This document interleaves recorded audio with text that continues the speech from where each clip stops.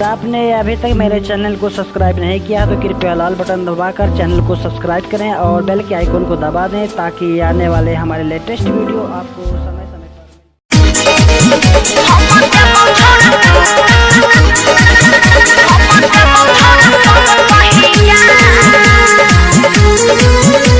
Music by Rakesh Mithun brother. दिन सो रहै छै फेरा में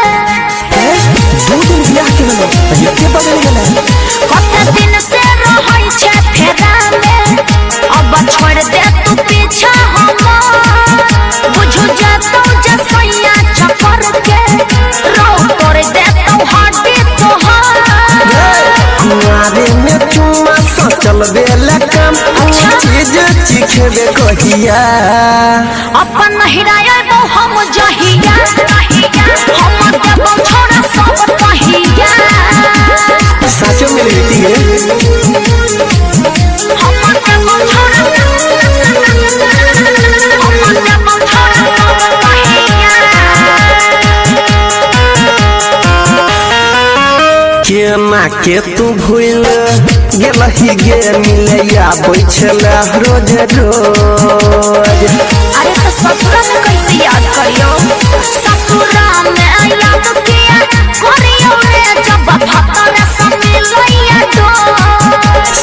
तोर देबो छौड़ी गे तोहर घमंड बिहार में हमरा तू दे लागे डंड तोर देबो छौड़ी गे तोहर घमंड बिहार में हमरा तू दे लागे डंड हम देखबो तोहर रहिया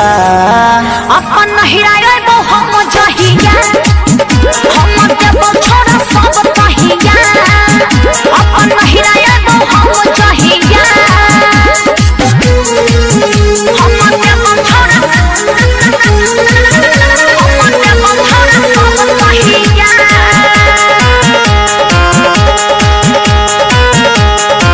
सुन ले यार बात मैंने जो तरफ पैछे तोरा से मिलैला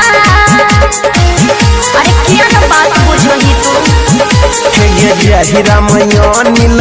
छोड़ तो नहीं कहतो तोरा से पल रैला देख लेतै सैया बिगड़ जेतै का झूठो के पेशन नहीं कर बदना देख लेतै सैया बिगड़ जेतै का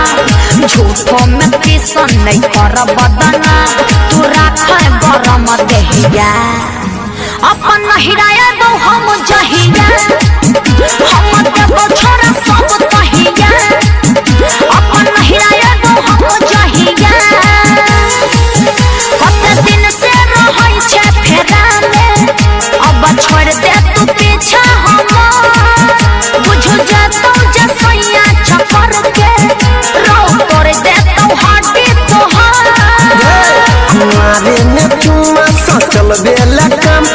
चीज चीखेबे कहिया अपन हिराया तो हम जहिया हम देबो छोड़ा सब कहिया साचो में लेती है।